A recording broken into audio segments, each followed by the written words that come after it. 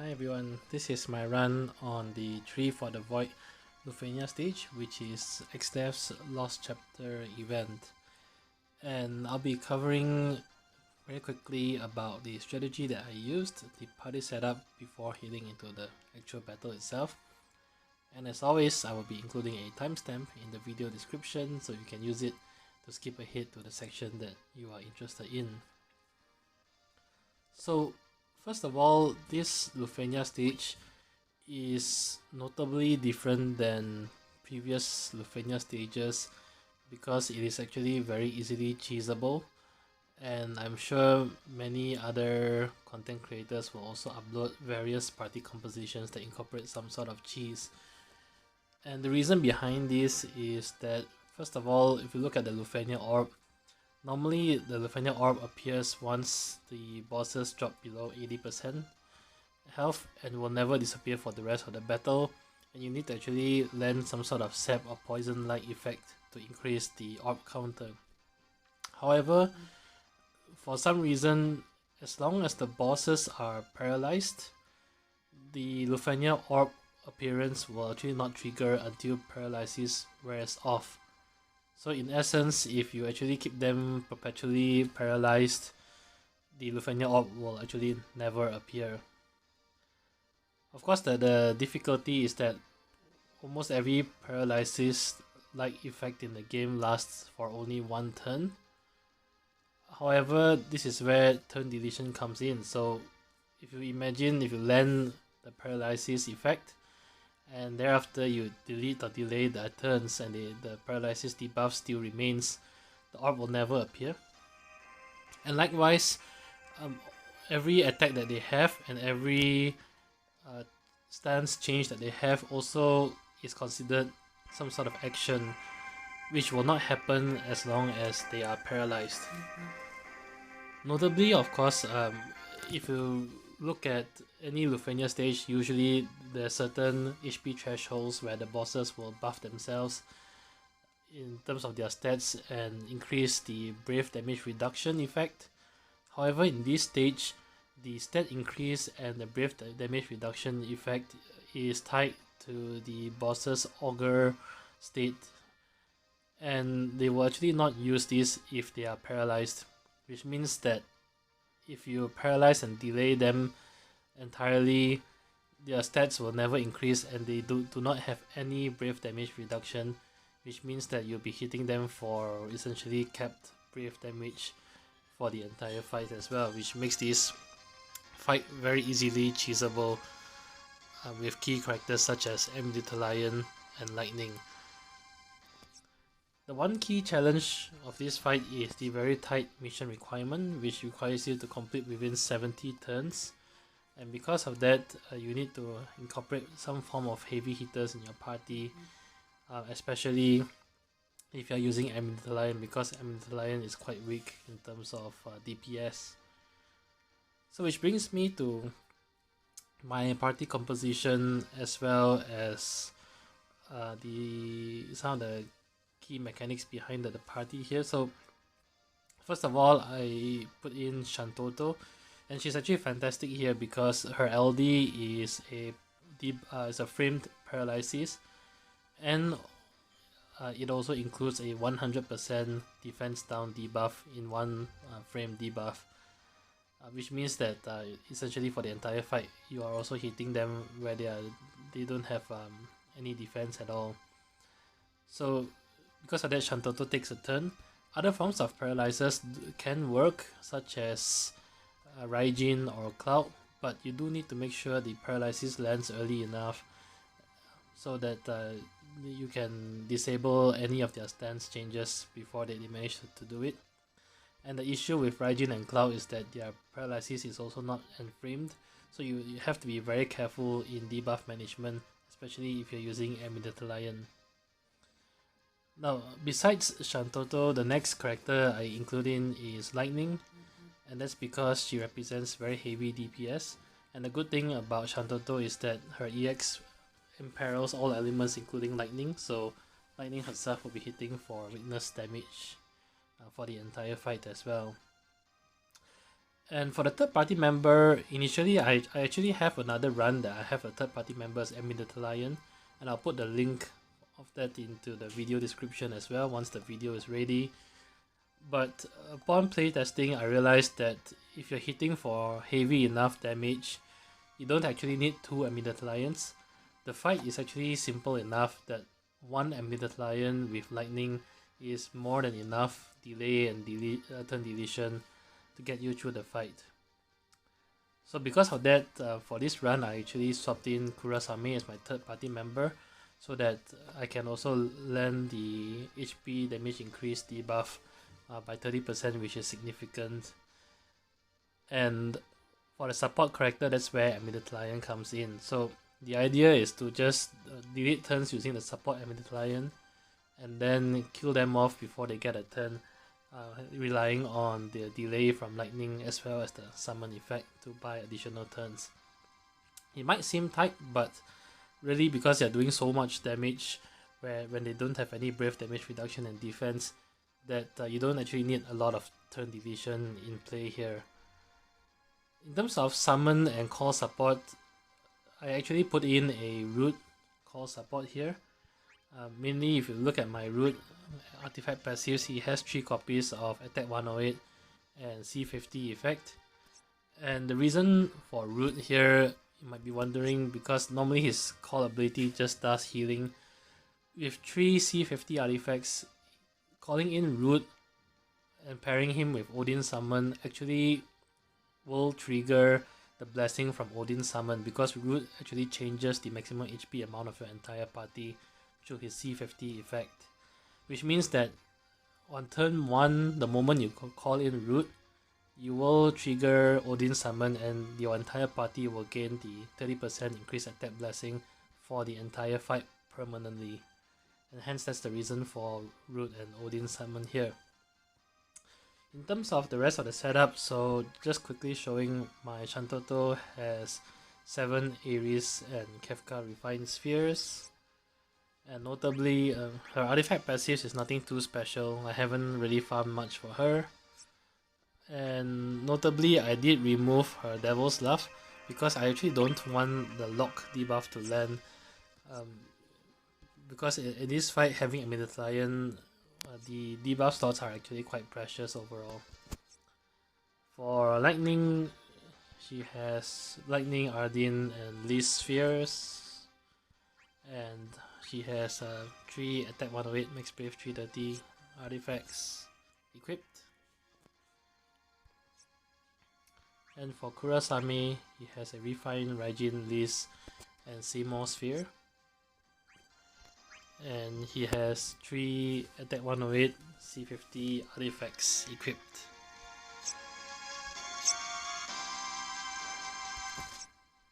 So that's it for the party setup. I'll be heading directly into the fight. See you there.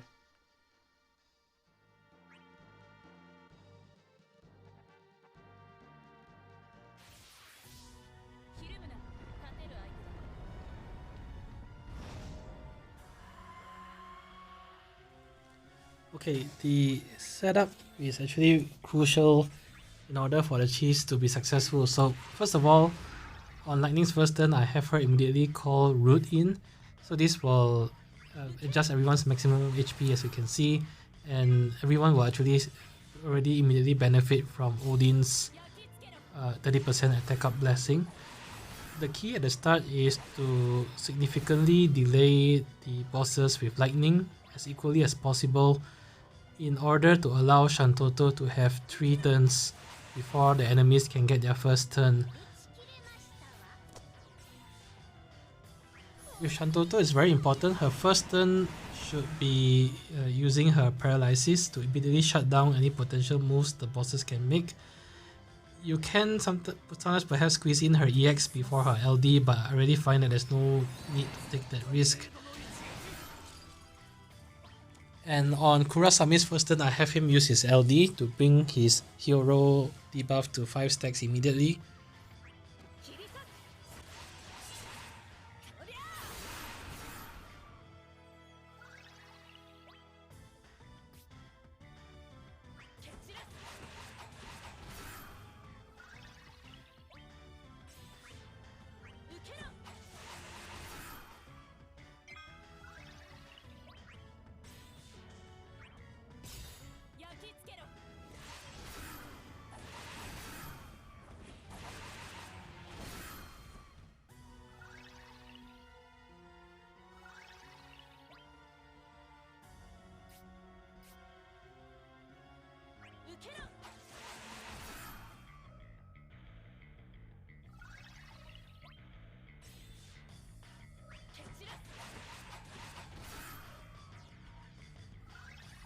on Shantotto's second turn, you should be immediately using her EX, and this is to land the framed Imperil, the Divine Maleficent Imperil on the bosses before you swap her out for Amidatelion.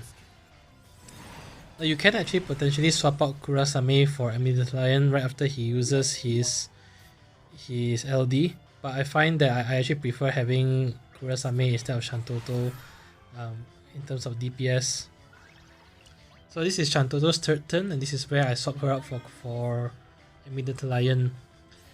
It is quite important to set up your debuffs before you bring in Amidatelion. The reason for this is the moment you swap in Amidatelion, she will inflict 4 framed debuffs, and depending on who you have in your party, it may lead to situations where Amidatelion herself completely fills in the debuff slots that you are not able to land other key debuffs such as Divine Maleficent or Hero from Kurasame, for example, or the paralysis from Shantotto. So, long story short, plan and land your key debuffs first before you bring in Amidatelion, and in the meantime have lightning to delay the bosses until you can bring in Amidatelion.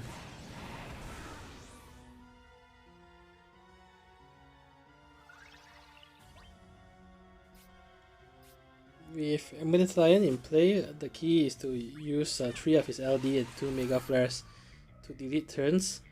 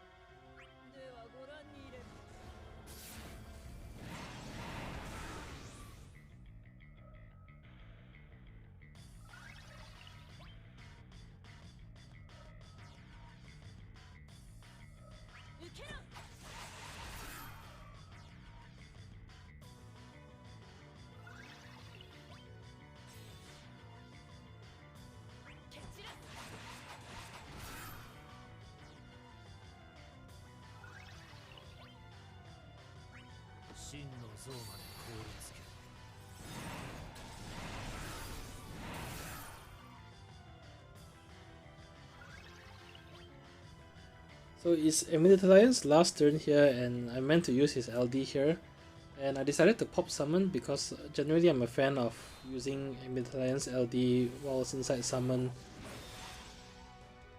So the idea here is that by using the LD inside summon and also lightning being able to get some free turns and delay the enemies, you will actually create so-called like a turn vacuum where after summon has ended, you actually get a very large buffer of turns before the bosses get their next turn.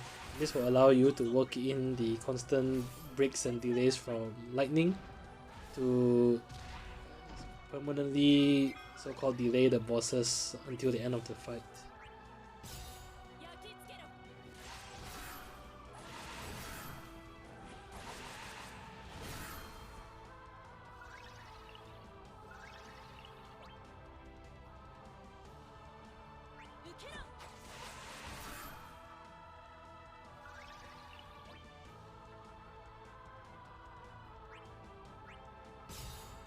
死神からは逃げられまい。切り刻む。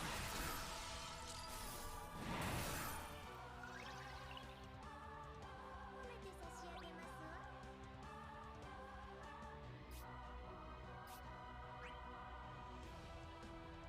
ぶっ壊す。切り開く。追い込むぞ。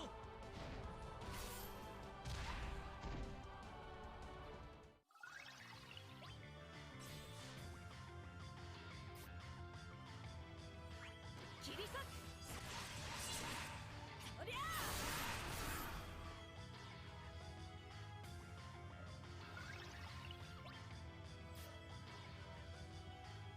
蹴散らす。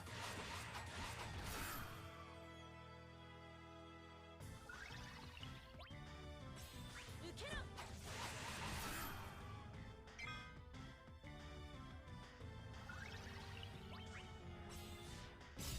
焼き付けろ。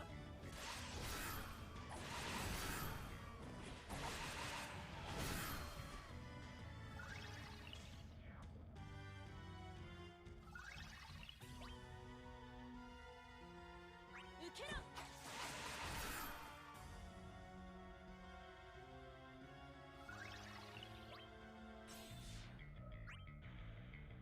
蹴散らす。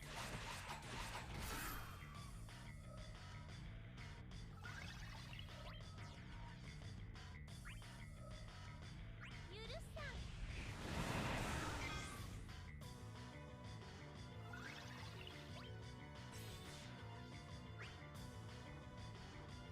であ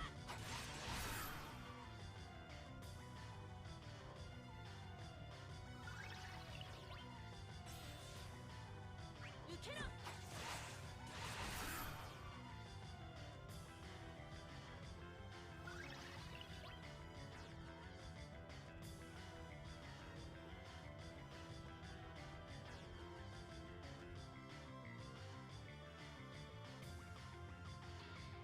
終わらせてやる。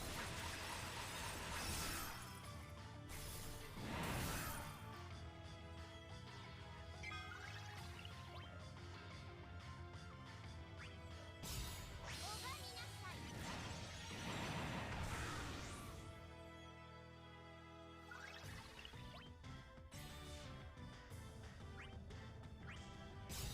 焼き付けろ。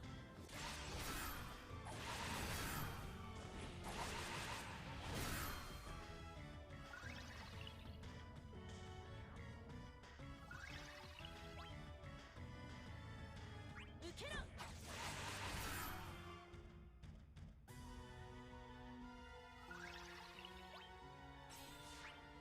蹴散らす。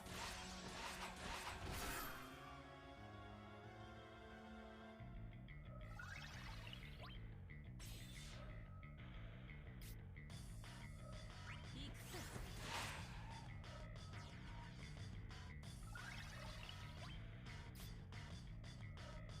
であ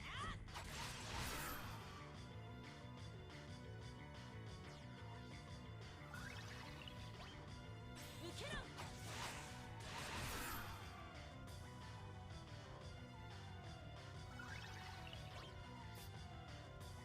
研ぎ澄ます。絶対零度の一撃。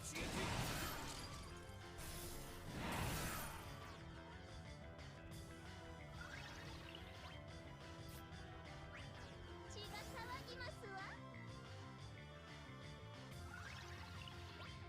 細切りですわよ。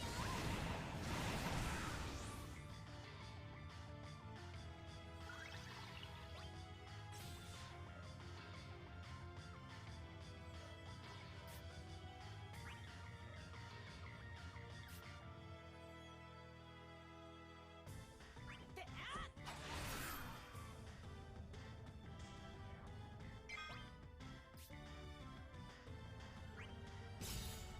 死神からは逃げられまい。切り刻む。